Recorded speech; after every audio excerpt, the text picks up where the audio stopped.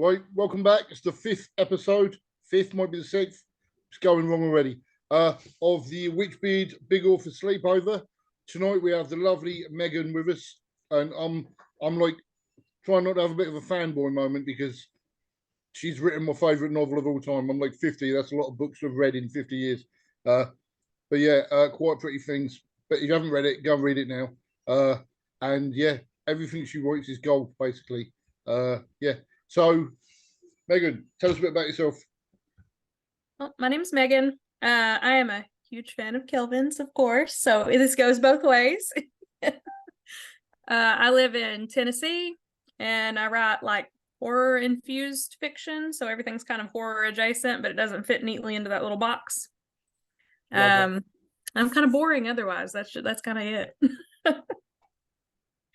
You live on a farm, is that right? Yeah. Yeah, we live on a farm. It's 300 acres, but it's myself and my brother and my parents and my 96-year-old grandfather. So we're all spaced out over the 300 acres. See, I live in a little village, little former mining village. And Yeah. sounds amazing to live on a farm. So I've gone down. I was living in a massive city, and then I moved up north in a small town. Now we're in a village. So it's getting small. I'm going to live in a cardboard box in a couple of years. But the thought of living on a farm, and I see the pictures you put on with your amazing amount of cats. Excuse me, how many cats have you got? Oh, I've got 7 that live in like my barn area, and then I've got 4 in my house. So 11. Love them. Absolutely love them. And your dog, how do you say, what's your dog? Is it Sugar? Sugar, yeah. Yeah. Love her. Love her. Yeah, love she's her. wonderful. Really, really cool. Really cool. But you put a photo on a while ago. Is it like a coyote or something? Something was near your farm? Yeah, looking? she lives to like kill stuff. She's super sweet, but she lives to kill stuff. And recently she did have a tangle with a coyote. We had one that wouldn't. Wow. I don't know if he was like really young. It seemed really young, and it wouldn't get the hint because we tried to scare it off, at first, but he just kept coming back, and so yeah. I'd say living in England, we don't get nothing like that. We get like hedgehogs, maybe. Oh. Hedgehogs, badgers we never see in the, you know what I mean? Maybe a random fox. Honestly, if I lived in America, I'd be an absolute wreck. I'm an absolute wreck now. I don't know what I'm trying to kid. I'm already a wreck. I would be more of a wreck. But that's amazing. It just sounds. I mean, 300. You say 300 acres? Is that 300 acres? Yeah, totally. Yeah. That's big. That's big. Yeah. Oh, I honestly couldn't tell you like kilometers or miles. I couldn't give you like an actual, but yeah, it's sizable. Yeah. Wow. Wow. It sounds great. It really does. I saw the pictures you put on, and I'm like, just living here in this village. But yeah. Well, you guys are welcome to come visit. Book a flight. Book a flight. Book a flight. I'll go pick you up at the airport. All my 4 kids. Yeah. God, dear. I'd come for the peace. That's what I'd do. Just to escape. Drama would be pleased for the peace. But no, like I said, I'm a massive fan of your work. I might have mentioned it before. Honestly, your work is great, and what I love about your work is that you don't stick to. I do the same, but less well. That you don't stick to. No, like some people will just write vampire stuff, or just write extreme, and will just write whatever, and that's fine. But you just do different stuff, and I think that's really cool. I mean, what have you done so far? Is it like crime with quite pretty things? Yeah, like the kind of a crime thriller type deal, and then I've done some extreme stuff, of course, splatterpunk stuff. And then I did dystopian. Ethic was more dystopian. I love that. See, that was such a good book. And I was reading it and I was casting it in my head, and because it was so good. And I do that. You tell when I'm really into a book that I fan cast it. I can't even remember who it was now, so I read it about a year and a half ago. Yeah. When we first started talking when I first started fanboying, basically. Yeah, I loved it. What's next? Have you got is it your kind of 30 days of night riff type thing? Is that next? Yeah, that should be out in February, and it's kind of like 30 days of night on like an island kind of. So Cool. usually I'm in like small town Americas where everything's kind of set, but this is more of like, it's still a small community, but it's like an island community, so that's something a little different for me. And then of course we have our collaboration coming out in January. Yes, I'm excited. I'm very excited about that, and I'm honored as well, because like when I first started chatting to you about it last year and that, was it last? It was last year, wasn't it? We I think so, yeah. chatting, or early this year one. And it's just like to work with you is amazing. Oh yeah, I feel the same way. No. No, seriously, you're gonna be a huge name, but you are a huge name already. And I tell everyone, obviously, everyone knows this. Everyone's like, every post, what's your favorite book? Everyone's like, us. Scooby's gonna put Quite Pretty Things by Megan, because he always does. Well, the two certainties in life are, if there's a question, what's your favorite book? It's going to be Quite Pretty Things by you. What is the worst film ever? And that's obviously Hereditary. Yeah. I can't. It's not going to change. I don't care what anyone says. Those are the absolutes. Yeah. You know, water's wet, the sky's blue. Best book, worst film.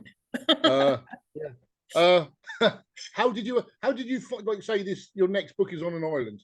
How did you find going out of, like, say, you've gone from being in a small town to going to? Did you find it more liberating? Because I suppose, when on one of Blood Harvest, on one of mine, when you're doing an island, and if you're an event in an island, you can kind of have free reign, because no one can go, that's not right. Yeah. It's been interesting. The island is called 6 Mile Island, and I guess it was this spring or summer, we went to the Dominican Republic. And one of the islands we were on, I can't remember which one it was, we did like a tour of the entire island, and it was 7 miles long and about and not much, much wider. And so it was tiny. That's it. That's all there was to it. And I was like, that would be like a really cool setting, especially if there was nobody else on that island, but just a handful of people. Yeah. So. And I suppose if you've got the threat, where do you go? Exactly. And that's. Yeah, so I introduced the storm, of course. I was watching 30 Days of Night, and I've never written anything like vampire-esque, and so I thought that would be a kind of a fun thing. But they're also kind of sirens. Like, I never come out and say it either way, but they have a lot of like vampire qualities. Cool. So yeah, I thought that could be fun. I'm really excited for it. It just sounds great. All your stuff's great. But I was going to say something then. I always think, I used to do it when we used to do role-playing games. We were writing role-playing just games and D&D horror and all that. And thinking of novels, for me, location is an important part of the horror, because if people are trapped, what do you think? Is that a big thing for you, location? Oh yeah, most definitely. Of course I write a lot of stuff in like the small town setting, because that's what I'm most familiar with, Well, yeah. And I feel like there's a horror to small towns and stuff that doesn't get, you get like your wrong turn stuff, with like your inbred, hicks and stuff. You get that a lot, but you don't get just like the horrors of being in a town that's got like that really tight-knit community that's normally a good thing, but then there's certain aspects where it's not, and it's not welcoming. So I feel like definitely, especially if you're looking at it from, because I used to play a lot of like tabletop stuff too, and setting is like one of the biggest components to like making all of your players feel like they're immersed. And I feel like it's the same way for like readers, if they feel like they're there, it's going to be so much better. I felt that reading your back on Quite Pretty Things.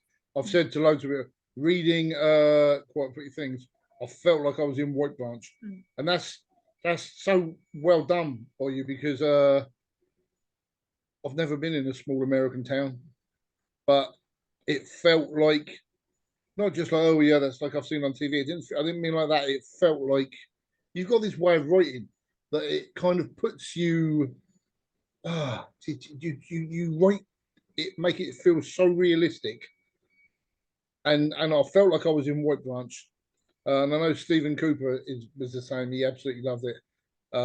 And you've dragged the people into it, and it felt like for me that I was there, and I was so invested, really invested. And that's a huge talent, I think. Do you know what I mean? So yeah, I'm gonna clap you again. But no, it's So do you plan to go back to White Branch at all? Yes, I've got a spin-off to Quite Pretty Things that I'm hoping to get out next year. It'll kind of depend on if I like overbook myself like I did this year, because I screwed myself with too many projects this year.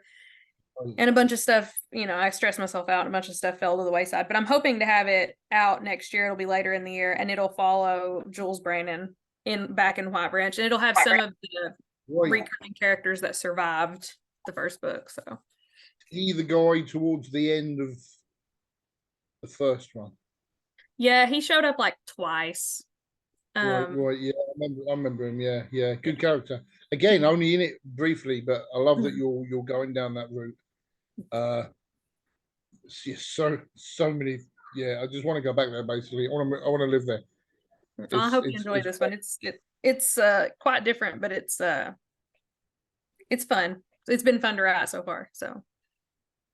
Oh, sounds great. And it will be. What was your? Who are your go-to authors if you're reading? If you ever find time, I know you're so busy with writing and with life and homeschooling and everything. If you get time to read, who do you read?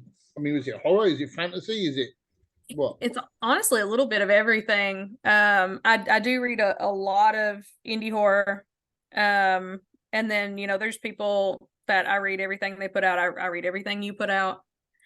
I read everything. I apologize about that. It's wonderful. You don't give yourself enough credit. I'm telling you, it's like the way that you write characters and dialogue. I know you've said before you don't feel like you do it as well as some people, but you do.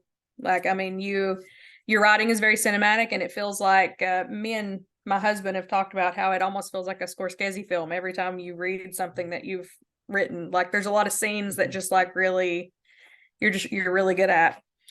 But I write like it's a movie, so that maybe you know what I mean. Like I try and write each chapter like it's an episode of a.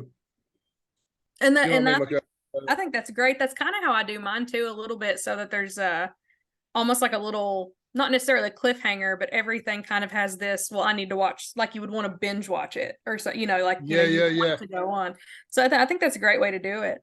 And I can definitely tell, because I feel like most of your stuff that I've read in a single sitting. Wow. And some of it took me a little longer, of course, like The Trouble with Rabbits is a little longer.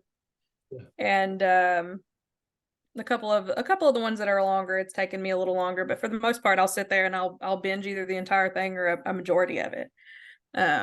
So I think you're the only person in the world that's read Metempsychosis. I mean, there may be a couple of people, but I think you're. That's that's in my top 3 every time of your work. If you asked me what my favorite, I'll do the shock ears. Yeah, I would. Wow. It's in my top 3. Sissy's up there, and then I really liked Reptile Dysfunction too. Those are a lot. They're a lot of fun. But yeah, it's always up there. I think that one's criminally underread. So. Oh, wow. Sissy was I love what Sissy. I need to get your Derek to make a film of it, Americanize it, whatever. I don't care. It just and that's basically just dialogue. The whole book is just, it's not just dialogue, but it felt like there was a lot of dialogue. I feel like that's another thing that that you do a lot of, and I feel like I do too, where it's very dialogue heavy, and that's hard to execute. A lot of people don't want to sit and read dialogue, but you do it very well. And as long as it feels authentic and it feels like real conversations and like it's not like you're forcing information out of your characters. I think it's very enjoyable, and I think you do it very well. Oh, thank you. Okay, I'm not used to compliments. I'm like, yeah, yeah. I think you're the same, aren't you? You get a compliment, you're like, oh my god. Yeah, I'm not good with compliments. So obviously you've got this one with the vampires coming out, and we've got our cryptid one coming out. Are you a big fan of cryptids? I'm a pretty big fan. I've always liked just, all kinds of creatures in general too. I like werewolves, of course. And then I wrote a short story, I guess it was last year, for an anthology. It was Splatter Ink Publishing's Cryptid Carnage.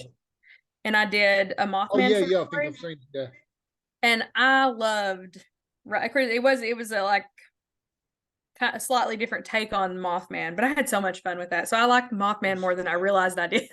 I know nothing about the Mothman at all. I've been a cryptozoological fan for decades. I love it. There's a guy in England, Carl Schuker does. He's like the main England guy. I've become friends with him on Facebook. He's a great guy. But I know nothing about the Mothman. And whenever I ask questions, everyone goes, Mothman. I'm like, I don't know what the fuck it is. I've got no idea. What is it? What is it? I think the original legend is, I actually don't know for sure. I think it still had something to do with like he lived near a bridge in this particular like New England town. But I don't think like the original story was all that interesting, but I think all the things that people have done with him, like, in media and stuff, was a lot of fun. And I did set my story on near a bridge, and it was on Christmas night, and this little boy and his mom get carjacked, and he runs off and the Mothman helps him. That's really so it was a lot of fun, but other than that, I don't really know much about him. I just know he's like this big moth man. Is it meant to be like, I heard someone said before, it's like meant to be like a portent, is that a word? Like a warning, a portent of disaster. Oh yeah. Word? I don't know. Yeah, like he's supposed to, if you see him, something's going to happen, or I might have just made that up. I don't know. I don't know for sure. Of course, I don't know that much about him. So, I mean, it's possible for sure that if you see, there's another cryptid that if you see it, it's supposed to be, but I can't remember what it was either. It might be that. I confused myself. I'm old. So I confuse everything. Everything's blurred. It's all blurs into one. But yeah, so have you got cryptids near? Because you're in Tennessee, right? Yeah. Is there any local? Because we get nothing here. We get Loch Ness or big cats. You know what I mean? That's it. So I live in like a little pocket of Appalachia. Like it's a little and we have there isn't a name for it. My kids call them skinwalkers, but I mean that's not like what it is. But there's something in the woods in like the general area that I'm in. It's not specific to like my town or like even the county that I live in, but just in that area. It's the whole like, if you hear somebody talking to you in the woods, you don't respond to it, or if you see yourself, obviously you don't interact with it. That's just fucking. Well, and like I forget who I was talking to about this recently. It may have just been on like my Patreon. But I was telling them a story. I was in the woods once, and I heard somebody say, "Hey," and I think it was my sister and I heard somebody say, "Hey," and the way that they said it. Did I tell you about this? Yeah. Do you say something about whistling? If you hear someone whistle or something? Oh yeah, and you're not supposed to whistle. Don't whistle at night. If you're outside, you're not supposed to whistle at night because you'll attract it. This thing that said, "Hey," like it sounded almost like a recording, like it was the exact same every single time they said it. But I think it may have been a crow imitating a person, but it creeped me out. I went straight back home. Yeah, no, I would have done. I would have ran. I know I'm too fat to run, but I would have run. Yeah, I can't. I am not built for running. If people ever see me running, then run, because there's a reason. You know what I mean? There's a reason. But yeah, we get no cryptids. We get nothing. We just get it's England's just shit basically. No. We don't get anything. All we get is fat men in llama hats. I think it's a llama. Maybe a rabbit. I don't know, something. That's all you need. I'll book a plane. Oh, dear. Do it. Book a plane. Come over. Yeah. So after the cryptid one be coming out, I've almost got some hair there. Almost. It might be my tattoo. What have you got planned? another busy year? Because I know you give yourself loads to do. Yeah, Like you homeschool, you work from home, is that right? You yeah, I work write, from home. you do everything. You know what I mean? Yeah, it's too much. This year was real bad though. Like I did way too much. Because I think I'd have to look at like my final count, but I think I did accepted 12 anthology invites this year, and it's just way too much. And I only put out, of course, I put 2 books out at the first of the year, and I did finish a book in the summer, but it doesn't come out until a publisher has it, so it doesn't come out till next year. So I didn't get that satisfaction of that release. And then I'm gonna finish Lovely, Dark, and Deep in December, but of course it won't come out to February. So I didn't do much for me, you know. So next year I'm hoping to cut myself a little more slack and let myself work on my own shit. I've still got some obligations that I accepted this year, but otherwise I'm hoping to work on my own stuff. I do have like haunted house / ghost story novel that's coming out in the summer that I'm also mostly done with, called Gumdrop. So it's more of like quiet-ish horror, you know, and the whole haunted house thing. Have you mentioned that to me? Have we spoke about that Gumdrop? Have we mentioned that before? I think we've kind of talked about it. I don't think I've sent you any of it yet. Right. But I want your space one. Yes. You've got a space one. I got a space one I'm kind of working on, and you have a character named for you in it. So So yeah, I got a lot I hope to do. I hope to do that one, and then I've got a kind of bizarro-ish novella that's mostly done, and then another extreme horror novella. And I'm really hoping I can get all of that done next year. And then if I have time to finish the Quite Pretty Things spinoff, I hope to finish it too. But it's kind of a monster, you know, because you've got all the it has a lot more pieces that are moving around in it, you know, kind of like Quite Pretty Things did. So we'll see if that one, I'm taking my time on it. But the cool thing with that though, I think might be that people have read Quite Pretty Things. It'll be like coming home in a way. If they know the town, then you obviously you've still got to describe stuff, haven't you? But it's more. I think I've done like a 10-book series, and by the time I'm on the 5th book, I think only people who've read the first 4 are going to be reading the 5th one. Yeah. So it's kind of it's a bit easier because you can just like, you know what the fucking building looks like. And it's kind of like a reunion. I feel like that would be nice. I've never done anything like that. I've got like a fantasy trilogy that it's not published, like just high fantasy, like classic high fantasy. I need to read this. Definitely. Well, and I'm not published it because I don't think I don't write to market, but I also just don't think I would sell any. You know what I mean? Like I don't think I have those people. But I would love to write a book that had, like, you know, your urban fantasy series that's the one that it's like several books, right? Yeah 10 books and so I would love to do something like that, and I feel like that would be a very intimate way to connect with your readers. I've not started that series yet. I've been planning to. I have the first book. Right. I've got to get on it though, because I've heard some really great things about it. Lewis has said really great things about it. It's all lies. Yeah, Lewis, I don't. Lewis is obsessed. He's read all 10 about 5 times. I mean, he just goes through them. He's a great guy as well.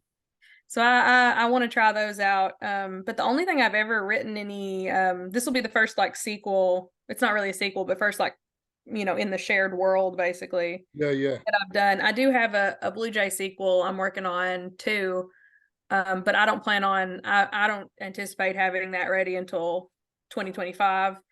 But that'll be my first like actual like sequel I've written aside from that fantasy series. So it'll be an interesting experience for me. But thinking, you say it's the first time you've done it in a shared world. Shared world. But saying that, Ethic, Quite Pretty Things, and I'm pretty sure No One Knows It Me and BLUEJAY, aren't they all connected? There's an Easter egg animal in there kind of thing. So would you say that's kind of the same world, or? It really Or is. is it? Yeah, So like the one, of course, ethic's a little different because it's in like an alternate future, you know. yeah, But the yeah. cat's still there. The cat's the Easter egg you're referring to, I'm Love that. guessing. Love, Um, love that cat. regret the cat. So he shows up in every like full length thing that I do, and I think of him as almost like an interdimensional time traveling bad I omen. look for the cat. Yeah, I look for the cat. And yeah, when I find it, I go, "It's the fucking cat! Found the yes, cat!" But yeah, exactly. love it. So he's in all of those, but like, but and nobody knows it but me, and Quite Pretty Things and Blue Jay, they all take place in the same fictional area in Tennessee. Like you'll see the Right. towns mentioned, and even things about the other books Yeah, sometimes mentioned. So I guess that is kind of a shared world too. right, right. Yeah. It's clever. I love it. I love it, and it's good because you can always go back and like Yeah. mix characters, and you know what I mean. I think it's great. Uh, yeah, like you know, I love your work. But what have you been up to? You've had a good week, had a bad week. This week, it's been very busy. I've not got a lot of like actual writing done. I've got a little bit here and there, but it's been busy at work, and then since it's the holidays, I've been doing overtime. Right.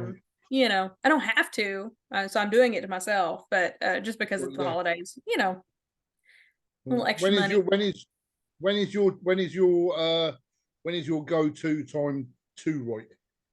If you've Uh, got the choice.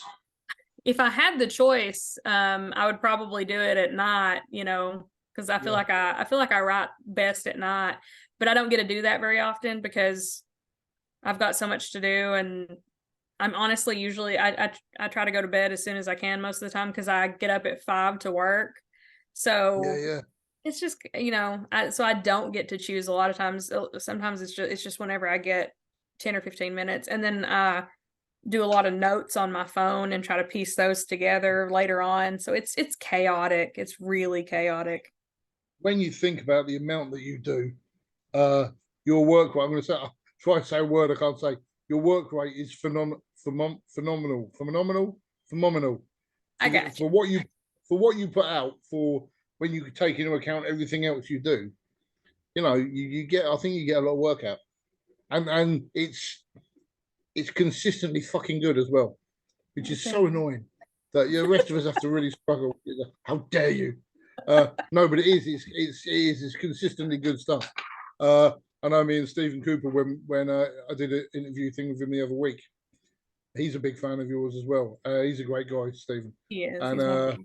he's yeah, your work. I always use you and Candace Nola as examples of like your stuff is so believable and so uh just well written and yeah, and that's great. You know what I mean? Because Yeah. there is some shit out there, mainly mine, but no, uh yeah. So yeah, I've just fanboyed all the way through this interview basically, but you know what would. Yeah, and I said to my mate earlier, so I'm not going to fanboy at all. Fanboy, epic failed completely. Well, But that's all so right. what time are you on there? Because obviously I'm on the other side of not the other side of the planet, but I'm talking to you from the future. Yeah, And the it's just world is still 3:30 shit. here. 3:30, yeah, 9:30. Fucking hell, 9:30. Uh, and that just says run out of time. I've got about 9 minutes. You all right for another? Keep chatting. Yeah, I'm good. I'm just gonna just it's so unprofessional. I Uh, don't care. but That's how I roll. It's that's unprofessional all the yeah, time. well, I've been unprofessional all my life. Sounds really weird now. I've said that out loud. You're a big fan of horrors, obviously. Not just writing, but you like horror movies.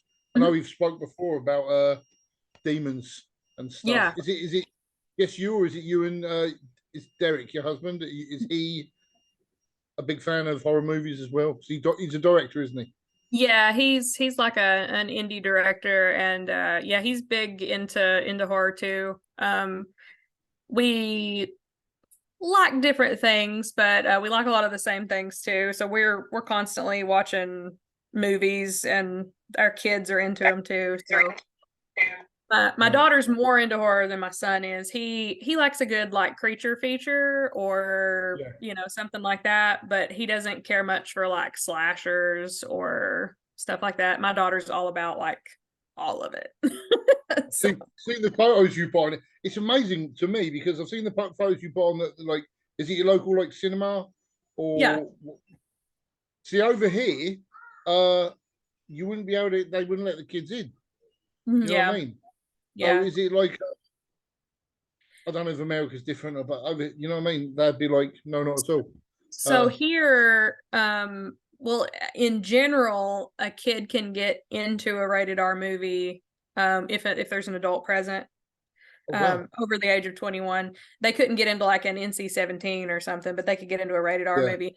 But like our like local theater, like in my town, we know Yeah. the owners, and I could Oh, fair one. probably drop my kids off if I wanted to. But like me and my Amazing. sister, my parents used to drop us off. One of my earliest theater memories is they left us and we watched Urban Legends by ourselves, and they just came back and picked us up. Love that film. Such a So good yeah. film. Love it. But it's I always get frustrated, basically with fucking everything in life, but especially with people who go, and I normally find I'm going to insult everyone without kids. I normally find the people that normally say it to me are so run a horror Facebook group as well, horror movies, and normally the people that say it are people without kids. Mm-hmm. Like if someone would be saying, "Oh, I've just watched this Evil Dead with my kid," or I've just like I watched Nightbreed with my kid, and people go, "Oh, kids shouldn't be watching." You know, there's Yeah. certificates for a reason. But I personally think age ratings on films, for me, age ratings on films are just bullshit. Mm-hmm. The No one knows better what a kid could watch than the parent Yeah. because all kids are different. The only thing Exactly. I wouldn't watch with my kids is a film with a horror with overly sexualized. Do you Yeah, know what I mean? and that's pretty Uh, much all we really avoid is like yeah, if there's just like graphic sex scenes or like really drawn out sex scenes, we'll avoid that. Like nudity, we don't really avoid because we all have bodies, and my kid, yeah, I yeah, mean, it's just whatever to me, it's like, yeah, but if yeah. it's like an overly sexual like scene that's like really long and drawn out, we'll skip that stuff. But Right, yeah, otherwise, as far as just like they watch us make horror movies and they know the difference between, and as long as your kid has a good grasp on, what's real yeah, and this is just film, then yeah.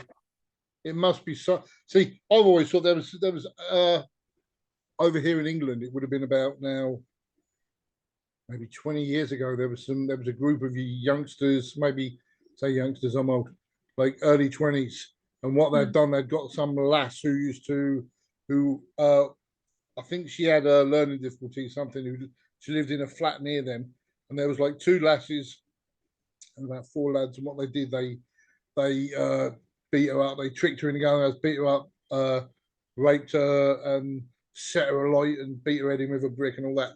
But because they were saying the lines from it was a child's play film, something like that, they Yeah. tried banning loads of stuff. And I Yeah. honestly think it's not the films that if a film affects you in that way, there's already something Exactly. gone. There's Yeah. already something not. Yeah. I'm probably offending loads of people, but there's already something. Do you know what I mean? I honestly Well, think that. it's a disregard for life, like not valuing life is the problem. Yeah, yeah, Because I mean, we're surrounded by tons of media all the time, and these, same kids could have been just as affected or influenced by a positive, you know, yeah, yeah. and they weren't. Definitely, So, exactly. you know. Yeah, but it must be great for your kids though because you've got a mum that's a horror author, a dad that makes films. It must be like living the dream, living on a farm surrounded by animals. Do you know what I mean? It must be amazing. I hope it is for him. I Really really cool. do. That I always with my kids, I always sit there. I'm gonna sentimental and bring the tone down. I always sit there and go, are they happy? Do they look happy? Yeah. Because I didn't have a happy childhood, and I always go drama. Wayne don't look happy. You know, she's bouncing off the fucking walls. What do you want about? Of course she's happy. She's a maniac. She's jumping off everything. But I always go, Do you know what I mean? The Yeah, worst thing in the world, I think the kids don't have a happy childhood.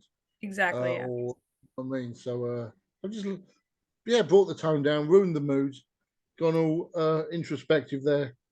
But yeah, sorry, I've just destroyed that. What about the horror movies? Back on the horror movie trail. I know the way. It's this way. If you were to put on a movie night with 3 horror movies, what would you choose? Oh no. I don't know. You put me on the spot. Um, well, let's see. So my favorite horror movie is Martyrs, the French version, Right, which yeah, is the original version. That's my favorite horror movie. So really probably good. that one, and we'll throw in like an obscure oldie and say Ticks, and then X with what's his name? Seth yeah, Green. I can't Fucking love remember it. who's in it. Amazing. It Yeah, was like Seth Green. I used to rent it as kids all the time. I made Derek watch it recently. He actually hadn't seen it I before. believe it's got Carlton from Fresh Princes in it, Maybe it was playing it's a tough guy. yeah. With is he the one with the dog? Yeah, yeah, that's right. Yeah, Yeah, yeah. he's this tough guy, and I'm like, no, Carlton, you're not. You're really, you're not the tough guy. Yeah. Just dance. You know what I mean? Uh, That one and then but maybe for like fun, for something funny, like the Greasy Strangler. So we'll just, oh my god, oh my fucking god, I love it when people mention that film because a uh, lot of people are like, I've shown people clips before, and they're like, what's wrong with you? And it's nothing's wrong with me. so much The fun. Greasy Strangler is amazing. I just love the way he talks. I do Uh, too. Amazing. I remember when because Drama had it on. I think she'd watched that in a film called Bad Milo, I think as well, which was a Bad Milo, yeah. great Yeah. film. And I walked in and she'd already started watching Greasy Strangler. I did stand there and go, like, what the fuck is this? And then sat down and watched it. But yeah, it's great. Yeah, there's some great films there, and they're all very different as well, which is good. Very different. Yeah. Have a good, Yeah, yeah, well-rounded very. night. That would be a good night. We'll watch them when I come over. We'll do that Yes. when I come to visit. But well, we're running out of time because, as I always say on these, I'm a cheapskate, and I haven't paid to upgrade any of this. It's so unprofessional. But listen, I really appreciate you coming on and listening to me talk about myself, basically, because I always tend to steer it back on me. I'm a complete narc. But yeah, no, thank you for taking the time out because I know how busy you are. No, well, I appreciate you inviting me. It's great talking to you. We'll have to do it again. No, definitely, definitely. Thank you. You have a great day, great evening, great day. All right, you Take too. care. Bye.